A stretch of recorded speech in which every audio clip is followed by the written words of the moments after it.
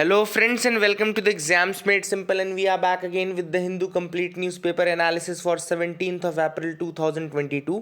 तो 17 अप्रैल 2022 का the Hindu newspaper analysis देखेंगे।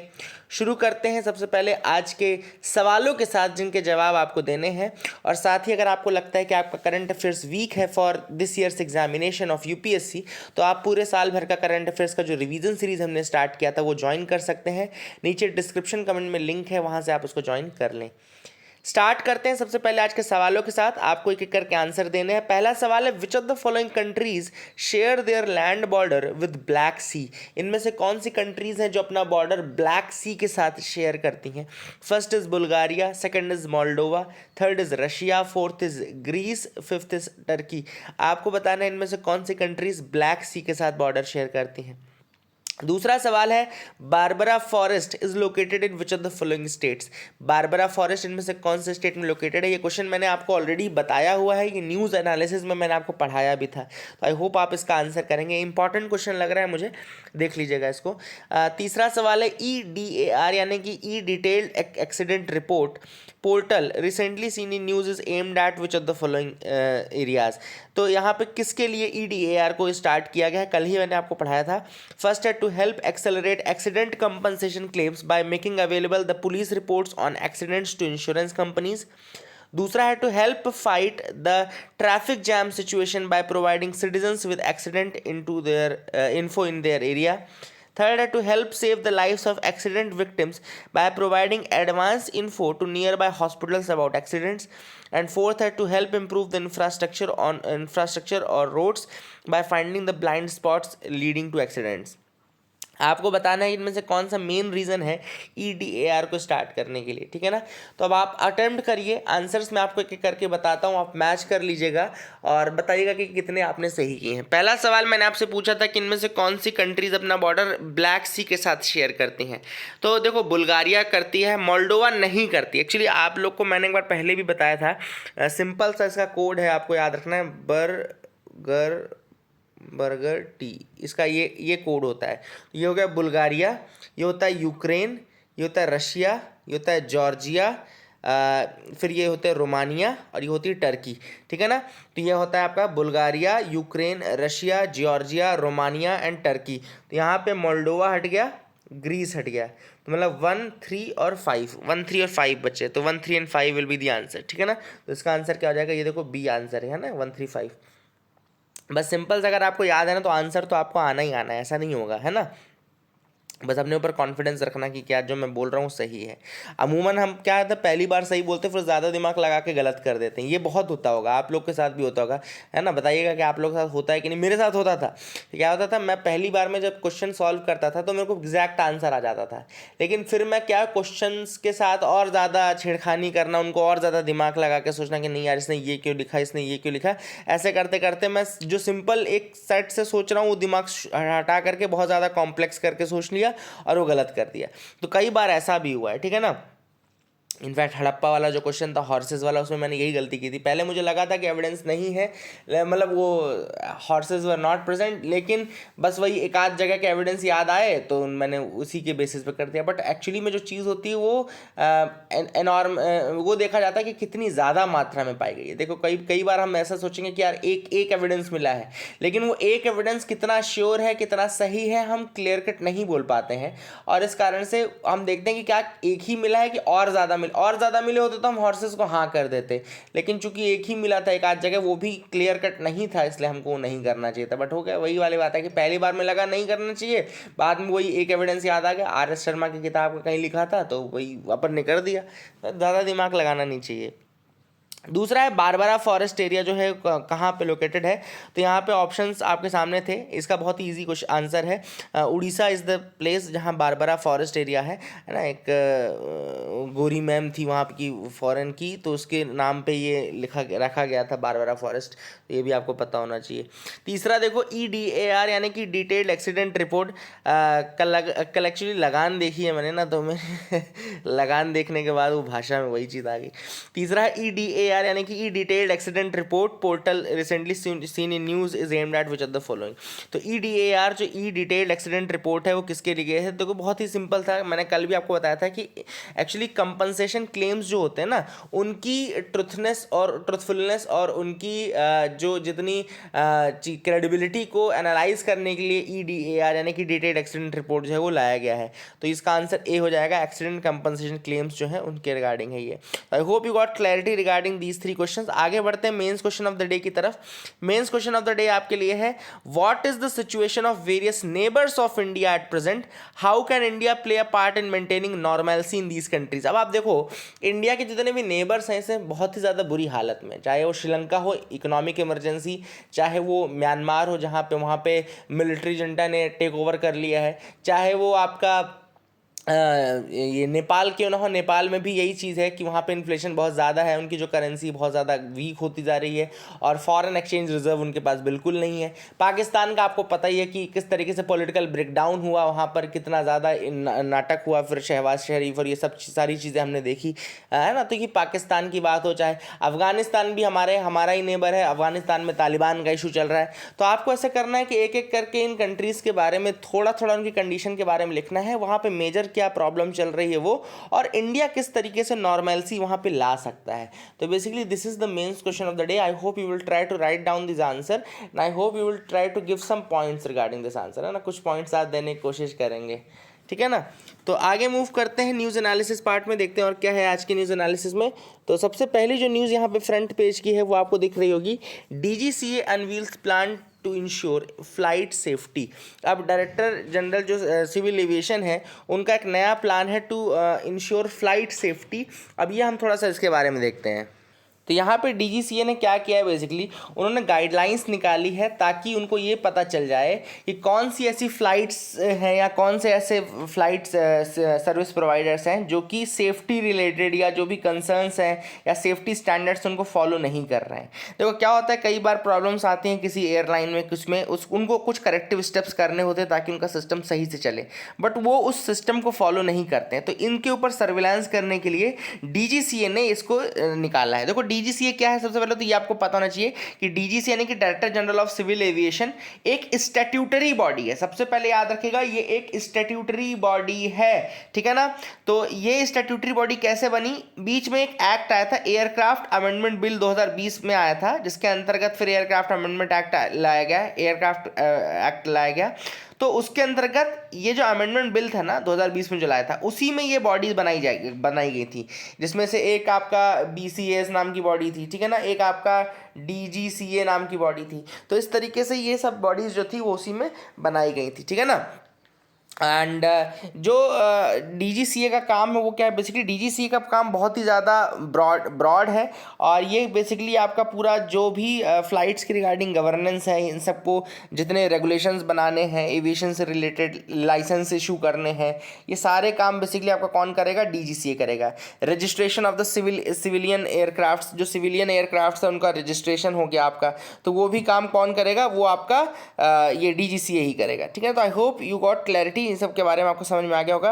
अच्छा, जो मैंने BCAS बताया ना, तो उसको बोलते हैं bureau of civil aviation security. आप लोग मैं कंफ्यूज हो जाओगे इसलिए बता दूं, bureau of civil aviation security. Actually ये भी जो बॉडी है ना, ये आपका एयरक्राफ्ट अमेंडमेंट बिल 2020 में जो आया था उसी के तहत बनाई गई थी, ठीक है ना। और इसका काम क्या है, बेसिकली इसका काम यही है कि ये देखती है जो सिक्योरिटी रिलेटेड एस्पेक्ट्स है, bureau of civil aviation and security है ना, तो एविएशन सिक्योरिटी को बेसिकली ये देखना समझने का काम करती है, ठीक है। तो I hope you got clarity and that is the thing which is important, ठीक। तो I hope you got clarity regarding all these things।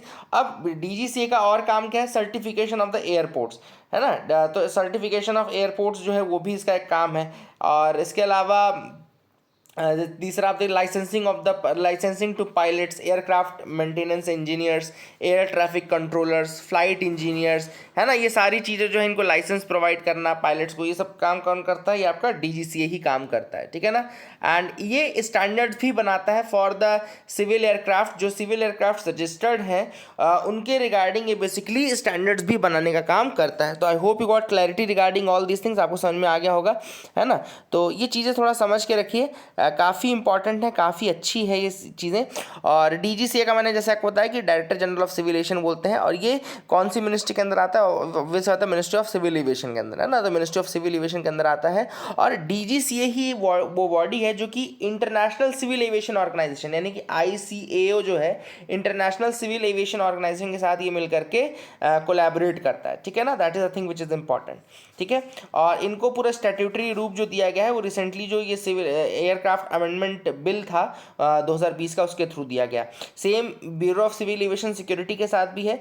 वैसे bureau of civil aviation security जो था ना, वो इनिशियली DGCA के अंदर 1978, ये मत सोचना कि ये सब बॉडीज अभी बनी है, ये सब बॉडीज अभी नहीं बनी, ये सब बॉडीज स्टैट्यूटरी रूप इनको अभी दिया गया है, ठीक है ना।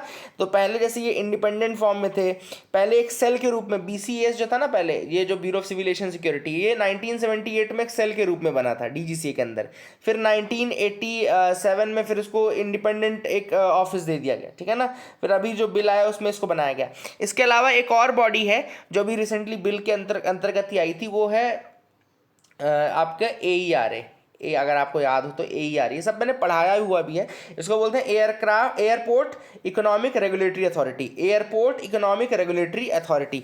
तो ये तीनों बॉडीज़ का नाम याद रखना, एयरपोर्ट इकोनॉमिक रेगुलेटरी अथॉरिटी जो याद रखना, ये भी याद रखना। ये एक नोटिफिकेशन से बनी थी 2009 में, वैसे 2009 में इसको बनाया गया था। और basically economic regulatory authority office आता है, इकोनॉमिक्स वाला जो एस्पेक्ट है उसी से ये कोरिलेट करता है, ठीक है ना। तो that is the thing which is important. और आई थिंक कि आपको इन तीनों बॉडीज़ के बारे में सुन के भी अच्छा लगा होगा, है ना, क्योंकि कई बार अपन को लगता है ये सारी चीज़ें कि एक साथ पता चल जाए तो मज़ा आ जाए, है ना। तो ये मैंने इसीलिए आपको एक साथ तीनों बॉडीज़ के बारे में बता दिया। और ये बेसिकली अभी जो 2020 में हुआ था ना, उसको हम यही बोलते हैं amendment to aircraft act, amendment to aircraft act 2020, है ना। और वैसे एयरक्राफ्ट एक्ट कब का है? 1934 का। वैसे एयरक्राफ्ट एक्ट कब का है? 1934 का है। तो ये भी फैक्ट आप याद रखना है। ये सारी चीज़ें लिख लो अपने नोट्स में, काफ़ी आपको अच्छा लगेगा, एक साथ आपको सारा नॉलेज मिल जाएगा। तो अब ये जो सर्विलेंस वाला एस्पेक्ट है, इसकी हम न्यूज़ देख लेते हैं। इसमें क्या होगा बेसिकली? इसमें ये होगा कि जैसे मान लो कोई फ्लाइट है, कोई एयरक्राफ्ट है जिसमें मेंटेनेंस का सर्विलेंस किया गया और उसको DGCA को ये पता चला कि उसमें कुछ प्रॉब्लम है, तो ये क्या है, गाइडलाइंस बेसिकली ये कहती हैं कि जो प्राइमरी फोकस है वो ये रहेगा कि ये जो एयरलाइंस है वो पूरे सेफ्टी स्टैंडर्ड्स को फॉलो करे और उनको सीरियसली इफेक्ट में लाए, ठीक है ना। इसके लिए एक डेफिशिएंसी रिपोर्टिंग फॉर्म भराया जाएगा। तो ये भी लिख लो। अब ये गाइडलाइंस में देख लो क्या है, ये एक इंपॉर्टेंट चीज़ है, डेफिशिएंसी रिपोर्टिंग फॉर्म, DRF क्या है? डेफिशिएंसी रिपोर्टिंग फॉर्म है। डेफिशिएंसी रिपोर्टिंग फॉर्म में वो लिखेंगे कि आपकी एयरलाइंस में क्या डेफिशिएंसी है या क्या ऑब्जर्वेशंस उनको मिले, और इसके बाद जो एजेंसी है, जो एयरलाइन है, उसको वो डेफिशिएंसी दूर करनी पड़ेगी। अच्छा, वो डेफिशिएंसी दूर करने का मतलब ये नहीं है कि वो केवल शॉर्ट टर्म कोई मेजर ले ले, ठीक है ना। ये भी एक बहुत इंपॉर्टेंट चीज़ आपको याद रखनी है। ये ऐसा नहीं है कि कोई शॉर्ट टर्म मेजर वो ले लें, उनको पूरा प्रॉपर, उनको पूरा सिस्टम रेक्टिफाई करना पड़ेगा। Not just the immediate cause but entire system must be rectified in order to properly use the airline. और इसके लिए पहले एयरलाइन को 30 दिन का समय दिया जाएगा, और 30 दिन में अगर काम नहीं होता तो 15 दिन एक्स्ट्रा, यानी कि टोटल 45 डेज के अंतर्गत उनको ये पूरी डेफिशिएंसी जो है सिस्टम की, वो रिमूव करनी पड़ेगी। तो ये देखो लिखा है कि टाइम फ्रेम पहले 30 डेज का है, फिर DGCA अपने डिस्क्रिशन पे 15 दिन और ग्रांट कर सकता है, यानी कि 45 दिन मैक्सिमम टाइम पीरियड है जो ये इन गाइडलाइंस के अकॉर्डिंग जो सिस्टम की डेफिशिएंसी उसको सही करने का। तो इस पूरे आर्टिकल में देखो, वैसे तो DGCA, AERA और BCS तीनों मैंने आपको बता दिए, लेकिन वैसे आपको दो चीज़ें मेन याद रखनी है। एक ये 45 डेज का टाइम पीरियड जिसमें 30 + 15 का टाइम पीरियड है, और दूसरा आपको वो डेफिशिएंसी रिपोर्टिंग फॉर्म याद रखना है। इस तरह से UPSC इन्हीं चीज़ों को टारगेट करेगा, है ना, ज़्यादातर। तो ये आपको याद होना चाहिए। I hope you got clarity, आप इसको याद रखेंगे। आगे मूव करते हैं, देखते हैं यहाँ पे why is India looking to boost wheat exports. तो ऑब्वियस सी बात है, देखो क्यों वीट एक्सपोर्ट हम बढ़ा रहे हैं। देखो सिंपल सा रीजन आपको बता रहा हूँ मैं कि ग्लोबली जो रशिया जो है, it is the market leader for wheat exports. अभी तक वीट एक्सपोर्ट्स का ये मार्केट लीडर रहा है। 15% शेयर जो है वो रशिया के पास रहा है, ठीक है ना। वीट एक्सपोर्ट का 15% मार्केट रशिया के पास रहा है। यूक्रेन भी एक मेजर प्रोड्यूसर है वीट का और मेजर सप्लायर भी है। तो इन दोनों कंट्रीज का जो एक्सपोर्ट था, ऑब्वियस सी बात है, सैंक्शंस के कारण और वॉर के कारण ये हिट हो गया, है ना। The war and sanctions have hit the exports of wheat from these two countries. ये दोनों मेजर शेयर थे। तो ऐसे में इंडिया जो है that is expected to produce nearly 112 million tons of wheat in the current crop year. इस साल इंडिया जो है 112 million tons of wheat produce करने वाला है करंट क्रॉप ईयर में। तो गवर्नमेंट को जो फूड सेफ्टी एक्ट है या फूड सिक्योरिटी प्रोग्राम है इंडिया का, उसके लिए केवल 26 मिलियन टन्स चाहिए।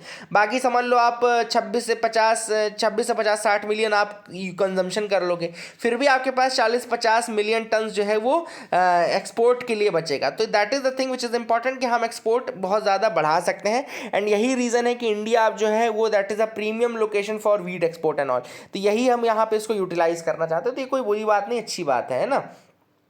स्पेक्ट्रम प्राइस रो, अब आपको पता होगा कि जो 5G स्पेक्ट्रम था, मतलब वो वेवलेंथ थी जिनको सेल किया जाता है ताकि उन वेवलेंथ में फिर ये नेटवर्क जो प्रोवाइडर हैं, एयरटेल आपका हो गया, आपका जियो हो गया, आपका वोडाफोन आइडिया हो गया, ये सब फिर क्या करेंगे बाद में यहाँ इन्हीं के थ्रू 5G सर्विसेज जो हैं वो लॉन्च करने वाले हैं। तो ट्राई जो है telecom regulatory authority of India, उसने बोला है कि जो स्पेक्ट्रम प्राइजेज हैं वो लगभग 35 to 40% पहले की प्रपोज्ड बेस प्राइस से कम पे आपको मिलेंगी। 35 to 40% रिड्यूस्ड प्राइस पे आपको मिलेंगी स्पेक्ट्रम प्राइजेस, ठीक है ना। तो इसका रीजन क्या है ये पहले हम देख लेते हैं। ये अनाउंसमेंट आपको पता चल गया कि स्पेक्ट्रम प्राइजेस जो पहले के थे उनसे लगभग 35 to 40% रिड्यूस्ड प्राइसेस पे आपको स्पेक्ट्रम प्राइजेस मिलेंगे। लेकिन अभी भी जो इंडस्ट्री के लोग हैं वो खुश नहीं हैं। क्यों नहीं खुश है? इंडस्ट्री इसलिए नहीं खुश है क्योंकि वो चाहते थे कि 90% तक प्राइजेस रिड्यूस हो। इतनी ज़्यादा प्राइस थी कि वो चाहते थे कि 90% तक प्राइस रिड्यूस हो, बट कितना किया गया? 35 to 40% किया गया। तो ऑब्वियसली बात है उनकी जितनी डिमांड थी उसकी आधी भी डिमांड फुलफिल नहीं हुई है। That is the reason why the industry is not very happy. अब की रिकमेंडेशंस वही हैं। टेलको ने यही रिकमेंड किया है कि जो एग्जिस्टिंग बैंड्स हैं स्पेक्ट्रम के, चाहे वो 700 मेगाहर्ट्ज वाला हो, चाहे 800 मेगाहर्ट्ज, 900, 1800, 2100, 2300, 2500, ये सब ऑप्शन में आएंगी। और इसमें जो नए कुछ एयरवेव्स बैंड भी हैं जैसे 600 मेगाहर्ट्ज हैं, और ये जो 33 to 36 60 मेगाहर्ट्ज ये प्राइम 5G होता है। मतलब 5G के लिए बहुत प्रीमियम ये वेवलेंथ है। 3300 to 3670 मेगाहर्ट्ज 3300 से 3670 मेगाहर्ट्ज होता है। एंड 24.25 28.5 गीगाहर्ट्ज, इन सब जो वेवलेंथ्स हैं इन सबको बेसिकली द टोटल स्पेक्ट्रम जो रहेगा वो रिजर्व प्राइस पे वैल्यूड होगा लगभग 5 लाख करोड़ का फॉर 20 ईयर्स, है ना। 5 लाख करोड़ के लिए प्राइस पे 20 सालों के लिए इसको दिया जाएगा, ठीक है ना। तो that is the thing which is important. ये जो 3300 से 3670 मेगाहर्ट्ज है which has emerged as the prime spectrum for 5G।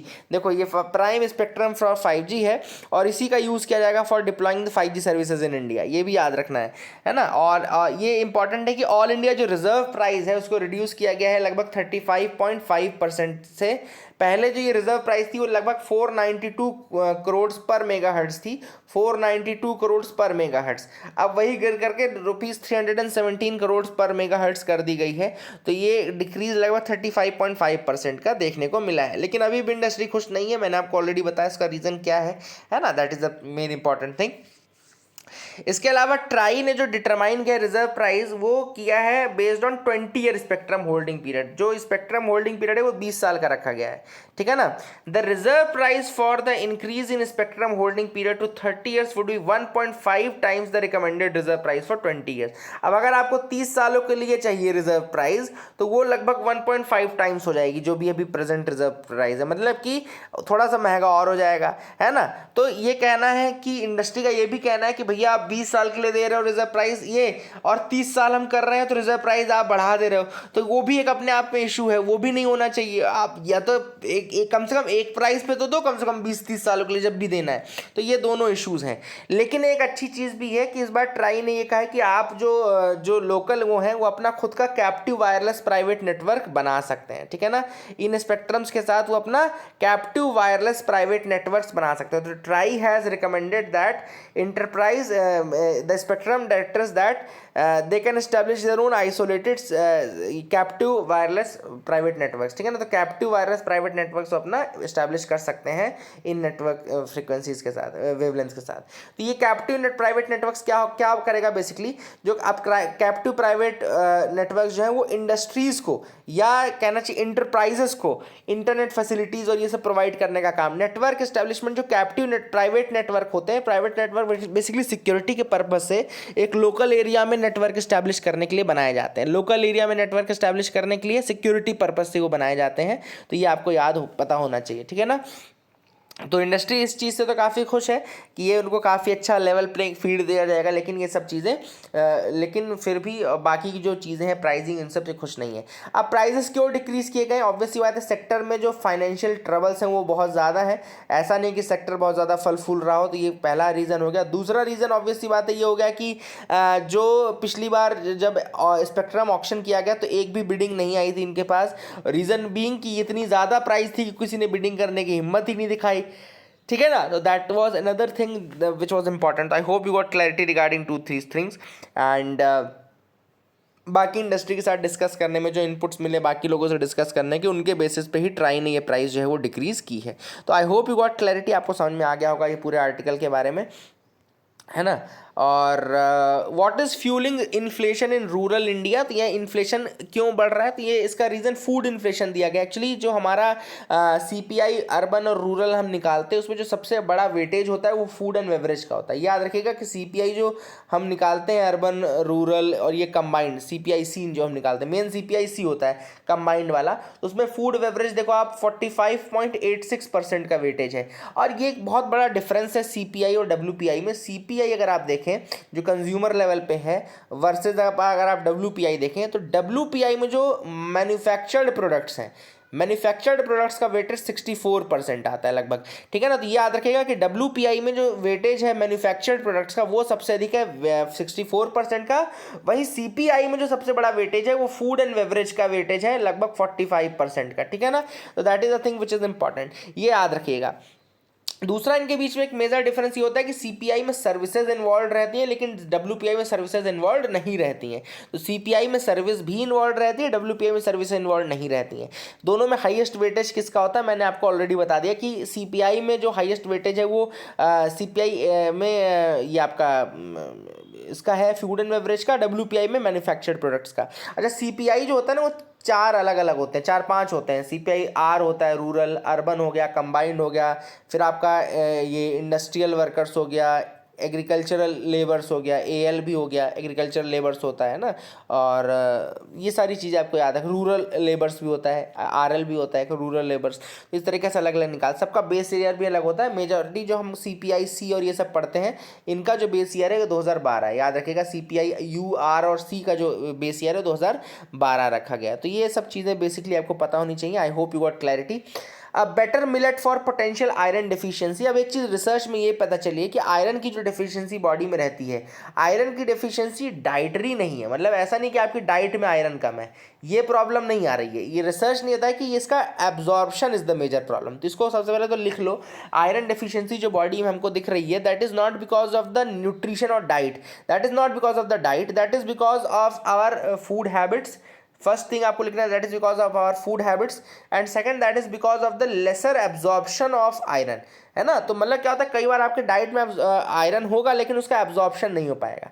अब उसका रीजन क्या है कि क्यों एब्जॉर्प्शन नहीं हो पाता, देखो यहाँ पे लिखा है कि जब आपकी सीरल बेस्ड डाइट नहीं रहती, पुअर सीरल बेस्ड डाइट जब आपकी रहेगी, when there is a poor cereal based diet iron is not well absorb, iron is not well absorb. पहला रीजन क्या होगा, poor cereal based diet, poor cereal based diet के कारण आपका iron absorb नहीं होता, क्योंकि एक सब्सटेंस होता है जिसको फाइटेट बोलते हैं। There is a substance named phytate, लिख लो इसको, phytate is a substance that is present in cereal grains which binds tightly to dietary iron. जो क्या करता है, ये आपका जो ये सेरल ग्रेन्स में एक फाइटेट नाम का सब्सटेंस होता है, फाइटेट, सेरल ग्रेन्स में फाइटेट होता है जो कि आपके डाइटरी आयरन के साथ बाइंड हो जाता है और इम्पीड करता है इसके एब्जॉर्प्शन को, ठीक है ना। तो अगर जब आप बहुत ज़्यादा सेरल बेस्ड डाइट लेने लगते हो या आप उसमें फाइटेट की मात्रा ज़्यादा रहती है जब आप उसको सेरल बेस्ड डाइट ले रहे हो तो वो फाइटेट क्या करता है, आयरन के साथ बाइंड हो जाता है और फिर आपको जो एब्जॉर्प्शन है बॉडी में उसको इम्पीड करता है, ठीक है ना।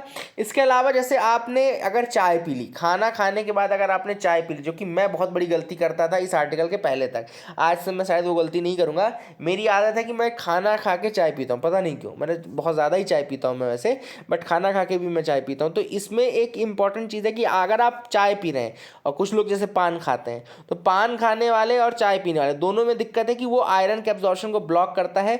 इनहिबिटरी सब्सटेंस होता है जिसको पॉलीफिनॉल बोलते हैं, पॉलीफिनॉल, जो कि अगेन बाइंड कर लेता है आयरन के साथ, और जब बाइंड कर लेगा तो उसका फिर एब्जॉर्प्शन नहीं हो पाएगा, तो it will block the iron absorption.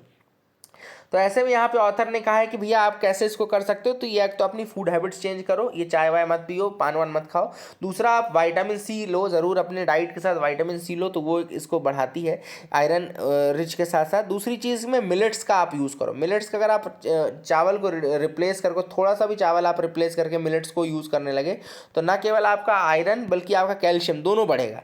तो यहाँ पे एक सजेशन था कि मिलेट्स का आप यूज़ कर सकते हैं। This is the thing which is important and this a very promising strategy as well, ठीक है ना। तो I hope you got clarity.